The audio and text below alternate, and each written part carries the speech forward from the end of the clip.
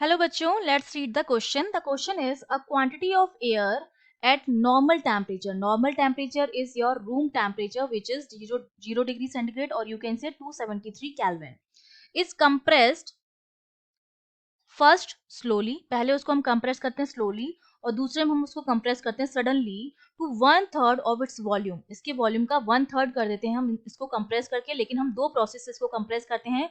पहले हम इसको स्लोली कंप्रेस कर रहे हैं और बी प्रोसेस में इसको सडनली कंप्रेस कर रहे हैं. Find the rise in temperature. हमें क्या निकालना है? टेम्परेचर डिफरेंस निकालना है. Find the rise in temperature if any in each case. Gamma की जो वैल्यू है वो 1.4 गिवन है, जो कि एडियाबैटिक कांस्टेंट है. तो देखो, इस क्वेश्चन को करने के लिए हमारा जो की कॉन्सेप्ट रहेगा, उस की कॉन्सेप्ट में आपको ये पता होना चाहिए कि हम क्या कर रहे हैं कि किसी भी गैस को कंप्रेस कर रहे हैं, मतलब उसके वॉल्यूम को हम क्या कर रहे हैं? डिक्रीज कर रहे हैं, और हमें चेंज इन टेम्परेचर निकालना है.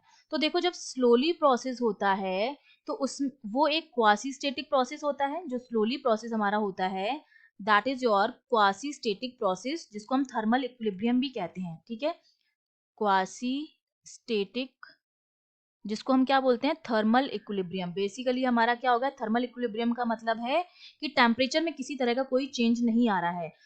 ठीक है, और जब हम सडन चेंज करते हैं तो सडन चेंज में क्या होता है? सिस्टम और सराउंडिंग के बीच में कोई हीट एक्सचेंज नहीं होता है.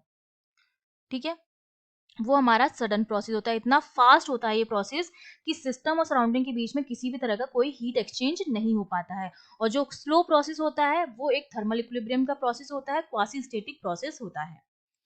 तो देखो, जो थर्मल इक्विलिब्रियम वाला प्रोसेस है जो कि स्लो हो रहा है, तो थर्मल इक्विलिब्रियम का मतलब है टेम्परेचर जो है वो क्या है? कांस्टेंट है. और टेम्परेचर कांस्टेंट है, दैट मींस ये हो गया आपका आइसोथर्मल प्रोसेस. Thermal process. तो ए वाला जो हो गया हमारा, वो आइसोथर्मल प्रोसेस हो गया. और जो सडन वाला है उसमें किसी तरह का कोई हीट एक्सचेंज नहीं हो रहा है, मतलब डेल्टा क्यू जो है वो 0 है. और ऐसे प्रोसेस को हम बोलते हैं एडियाबैटिक प्रोसेस. ठीक है, तो बी वाला हमारा प्रोसेस हो गया एडियाबैटिक प्रोसेस. ठीक है, तो देखो, पीवी इक्वल्स टू क्या होता है? N R T. इसमें क्या रहता है? टेम्परेचर कांस्टेंट रहता है आइसोथर्मल प्रोसेस में. ठीक है, तो पीवी इक्वल्स टू आपका क्या आ जाता है? कांस्टेंट आ जाता है. हमें क्या निकालना है? टेम्परेचर में राइज निकालना है. और अगर टेम्परेचर कांस्टेंट है, इसका मतलब अगर इनिशियल टेम्परेचर T1 है, जो कि नॉर्मल टेम्परेचर 273 केल्विन है, तो जो T2 होगा मेरा, वो भी 273 केल्विन ही रहेगा. टेम्परेचर कांस्टेंट का मतलब क्या है? टेम्परेचर में किसी तरह का कोई चेंज नहीं हो रहा है. जितना T1 है उतना ही अभी T2 भी है. तो डेल्टा T जो मेरे पास हो जाएगा, या जिसको मैं DT भी लिख सकती हूँ, वो क्या हो जाएगा? 0 हो जाएगा. तो राइज इन टेम्परेचर क्या हुआ? 0. Change in temperature 0. ये ए प्रोसेस हो गया.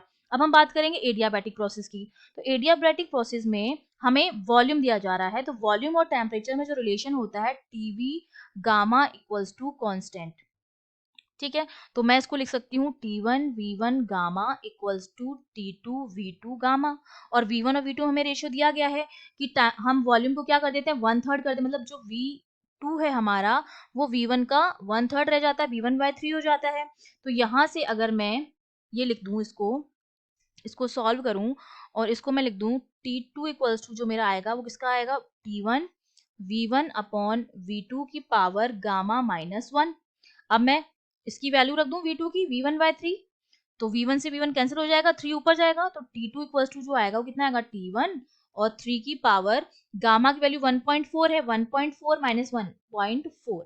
ठीक है, तो T2 जो मेरा आ गया, 3 की पावर 0.4 जो होता है वो होता है 1.55. और T1 जो है हमारा, वो हमारा क्या है? नॉर्मल टेम्परेचर है, जो 0 डिग्री सेल्सियस या 273 केल्विन जिसको हम बोलेंगे, वो है हमारे पास. तो यहाँ पर अगर मैं वैल्यू रख दूं, इंटू T1 आ गया. ठीक है, हमें क्या निकालना है? राइज इन टेम्परेचर निकालना है, बेसिकली DT निकालना है, जो T2 माइनस T1 होगा. तो T2 तो हमारे पास आ गया 1.55 T1 माइनस T1. ठीक है, तो इसकी जो वैल्यू हो जाएगी 1.55 T1 में से T1 जाएगा तो ये बचेगा 0.55 T1. और T1 की हम वैल्यू लिख दें यहाँ पर, dt हो जाएगा 0.55 इंटू 273.